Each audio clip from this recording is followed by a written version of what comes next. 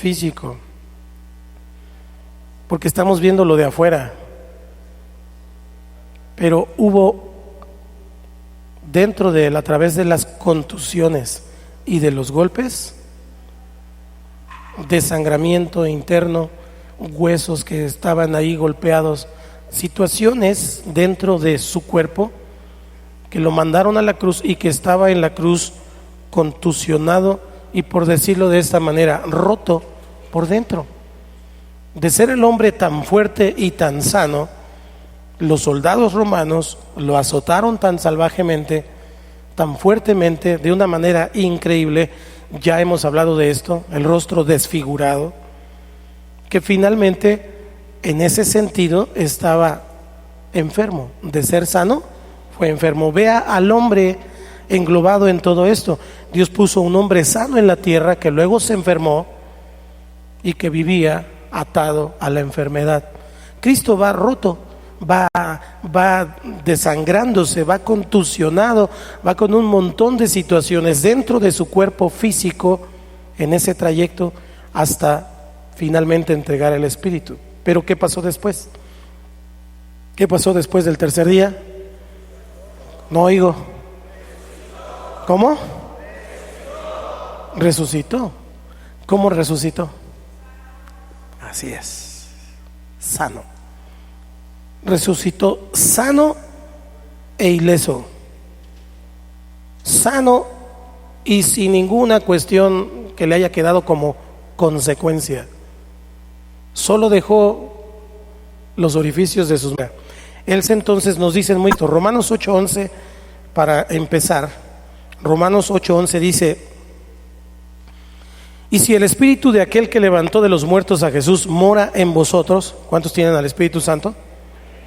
El que levantó de los muertos a Cristo Jesús vivificará también vuestros cuerpos mortales. Ojo, dice claramente de eso. ¿Sí? ¿Ha planchado el traje o lo trae todo arrugado? Este cuerpo que Dios nos dio. Entonces, lo que está explicando es que el que levantó a Jesús de los muertos vive ya en nosotros, y de la misma manera que Él levantó a Cristo, ¿está bien? Lo de ti se llama Espíritu Santo. Lo primero que Dios sana es nuestro espíritu, luego va sanando nuestra alma, y cuando nosotros podemos creer, sana nuestro cuerpo, espíritu, alma y cuerpo. Entonces Jesús, amados, no muere. Si la voluntad es que lo tenga, ahí estará. Pero eso no significa que la apapache y que le diga: ay, estoy tan contento. Me estoy explicando. Tiene que haber un equilibrio ahí. Porque Jesús no solo vino para llevarse mis pecados, Él vino para llevarse también mis penas, mis angustias, mis aflicciones. De Dios, equilibrio en esto. Y Nuevo Testamento. Primero, Isaías 53, versículo 4 y 5. Este es un pasaje famoso, Isaías 53. El etíope lo iba leyendo cuando Felipe lo encontró en el camino, porque el Espíritu Santo lo llevó. Y él decía: ¿qué significa esto? Bien, dice, verso antiguo: por herido de Dios y abatido, mas Él herido fue por nuestras rebeliones, molido por nuestros pecados, el castigo de nuestra paz fue sobre Él, y por su llaga fuimos nosotros. Y dice: quien llevó Él mismo nuestros pecados en su cuerpo sobre el madero, para que nosotros, estando muertos a los pecados, vivamos a la justicia, y por cuya herida. Es el testimonio que nos da el Espíritu Santo, el poder del Espíritu Santo. ¿Cuántos saben que el Espíritu Santo es el Espíritu de Dios? También el apóstol enseña que es el Espíritu de Cristo, y el Espíritu de Cristo es el Espíritu de Dios, el Padre. Tenemos un solo Dios. El Espíritu Santo tiene poder. La sangre de Cristo nos lavó, nos limpió. La obra de la cruz hizo que usted y yo pudiéramos ser perdonados. Ese perdón nos da acceso a todos los derechos y bendiciones que hay en la cruz. El demonio directo te quiere ver enfermo. Le gusta que estés enfermo. A él no le gusta que padezcamos. Él quiere que vivamos bien, de buena manera y con el poder de la vida eterna. En ese sentido, entonces, dentro de la mente de Cristo, no existe tal cosa como un cristiano sin sanar. De hecho, todos fuimos curados, todos fuimos sanados, todos. A Él no le da, la sanidad es igual, ya está. Pero debemos trabajar por ella para poderla recibir. Hay cosas, hay asuntos que son consecuencia de los años. Las canas, pues ya no las puedo revertir más que con un buen tinte de la barba y del cabello. Tanto tiene poder, y Él es la tercera situación que usted y yo tenemos. Entonces tenemos, ¿qué dije primero? La muerte y resurrección. Luego, las escrituras. Y tercero, entonces, mundo diciendo, mira, es un perro flaco delante de mí. Yo soy el Todopoderoso y este chancludo cara de perro no tiene nada en contra mía. Eso significa que lo despojó. Fue desnudado de su poder, fue desnudado de todo y selló su destino. ¿Cuál es el destino de Satanás? Apocalipsis 20. Y podemos mirar allí en la palabra que el destino de Satanás es el lago de fuego. Nosotros tenemos que tener eso siempre en mente. Por eso él está ardido. Una persona ardida es capaz de todo. Dudemos que Dios no lo puede hacer, que lo puede hacer con otros, pero conmigo no. En lugar de estar pensando, pues esta es la voluntad de Dios por el momento. Si es un aguijón en la carne, ahí estará. Pero si Dios en su voluntad me quiere sanar, entonces yo recibo esa sanidad por fe. Todavía no lo veo, pero ya está. Y Él dice que declaremos lo que no es. Pensemos, no, porque ya no hay dolor, no hay tristeza, no hay enfermedad.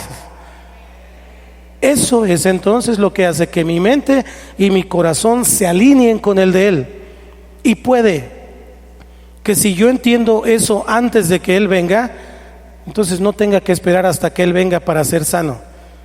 Porque así como la salvación es por fe, la sanidad también. No hay muerte, un milagro de Dios ya te lo prometió. ¿Y cuántos saben que Dios cumple sus promesas? Ya te lo prometió. Ahora, si no te lo ha prometido, entonces no estés esperando nada. Pero si ya te lo prometió, entonces puedes esperar. Es un tipo, es un indicador de lo que nos pertenece. Promesa. Tiempos humanos no significa nada. Él es el Dios de eternidad. Así que allá en el futuro, Dios ya ha hecho todo completo para ti. El cronos, la mente, eso entra dentro de lo que llamamos batalla. Cierta y dice, me lo dio para que no me sienta mucho. Porque Él hacía milagros increíbles, Dios a través de Pablo. Milagros increíbles, de sanidades. Pero Él tenía un aguijón y no le era quitado. Entonces Él entendía lo que era voluntad de Dios y lo que no era voluntad de Dios. Pero creo que Dios ahora es en futuro. Cuando lo veamos, va a mirar muy bien. Porque algunos teólogos dicen que eran sus ojos. Sus ojos era lo que había enfermado, porque cuando tuvo el encuentro con Cristo vino una luz resplandeciente tan fuerte que lo cegó, que le cayeron escamas en sus ojos, ¿recuerdan? Y entonces después, cuando viene Ananías, le caen las escamas, pero de alguna manera su visión quedó afectada, su visión natural, más no su espiritual. ¿Ok? Y esto era muy simple, pero como lo dice Santiago, en Santiago 5:15 dice, y la oración de fe salvará al enfermo, y el Señor lo levantará, y si hubiere cometido pecados, le serán perdonados. Cuando dice lo levantará, cuando lo levantará es la parte de la sanidad, porque estaba enfermo y entonces supone una postración. Dice lo levantará. Quiere decir entonces que Dios provoca, trae una sanidad cuando alguien tiene fe en orar por los enfermos. Hay enfermos que ya no tienen fe para su propia sanidad o que ya se conformaron. Pero si usted parece sanador, significa que esa persona lo primero que tiene que hacer es recibir a Cristo en su corazón. Porque lo primero que el Señor sana es el Espíritu. Y si hubiere cometido pecados, le serán perdonados. ¿Quién los perdona? Dios. ¿Dónde los perdona? ¿Dónde los perdonó? Eso sí, durmió. Bueno, yo siempre me duermo así, no lo puedo evitar, trompudo, pero así estoy. Pero el punto es que dice Santiago, ahí mismo, Santiago 15:5, versículo 16, el siguiente. Dice, confesaos vuestras ofensas unos a otros, trompudo. Ella o él tiene amargura. Y la amargura, lo voy a explicar de esta manera, es como una especie de oxidación, seguramente, y lo desato en el nombre de Jesús, pero está escrito. Entonces, algo está pasando. Estoy enojado con alguien, estoy enojada con alguien. Tengo un rencor, tengo una ira, tengo un remordimiento. A veces nos damos cuenta que estamos deprimidos. ¿Sabe cuándo yo me doy cuenta que estoy deprimido? Cuando empiezo a comerme 1 litro de helado, me como una fruta y no paro de comer. Y eso dice, bueno, ¿y eso en qué está enfermo? Pues que quiero llenar mi vacío comiendo. Eso me lleva a que mi cuerpo y luego me enferme. Dile al que está a tu lado, como que te veo un poco, le va a dar. Arrastrando lo de ayer, lo de hace 10 años, lo de hace 15 años, y vive su vida por eso, aunque dice que ya perdonó. Buenos días. 3. Fallamos en recibir sanidad por la falta de unidad. La falta de unidad, una falta de unidad persistente y extensa. Es decir, no tengo una buena unidad en mi casa, no tengo una buena unidad en mi familia, no tengo una buena unidad en mi grupo familiar, no tengo una buena unidad en la iglesia. Entonces el pecado, la incredulidad en los cuerpos de los creyentes y de las familias, es decir, de manera general, cuando falta la unidad del cuerpo, impide que venga sanidad a un cuerpo individual, a una persona. Resulta que si hay algún enfermo en la familia y Dios lo quiere sanar, puede ser que como todos los hermanos traen pleito, pues Dios no puede sanar al papá, porque todos están peleando, porque no hay unidad y porque no se unen para decir, Señor, por favor, sana a mi padre, Señor, por favor, sana a mi madre, o sana a este individuo, a este hermano. Entonces, la falta de unidad persistente y extensa. Primera de Corintios 11:30. Cuando habla el apóstol, lo explica en base a cuando está haciendo la Santa Cena el Señor Jesucristo. Y él dice que cuando no hay unidad, cuando no hay unanimidad de pensamiento, entonces hay división. Y el versículo 30 dice, por lo cual hay muchos enfermos y debilitados entre vosotros, y muchos duermen. Así que yo no puedo provocar división, yo no puedo provocar falta de unidad en mi casa, en mi familia o en la iglesia, porque finalmente esa falta de unidad es un impedimento para que los que deben ser sanados sean sanados. ¿Estamos acá? 4. ¿Cuánto les dije? 6. Algo muy simple. A veces no somos o no recibimos la sanidad por un diagnóstico incompleto o incorrecto de lo que causa mi problema, y entonces no oramos correctamente. Voy a poner un ejemplo muy simple. A alguien le salieron manchas en la cara, pero el problema no son las manchas en la cara, sino por qué le salieron manchas en la cara. Lo que tiene que hacer es ir con un médico para que entonces el médico haga estudios y entonces lleguen al final de los estudios a determinar pues qué es el riñón o qué es algún órgano interno por lo cual le salió el paño, por lo cual le salió esto. Ahora, ¿por qué se enfermó el riñón?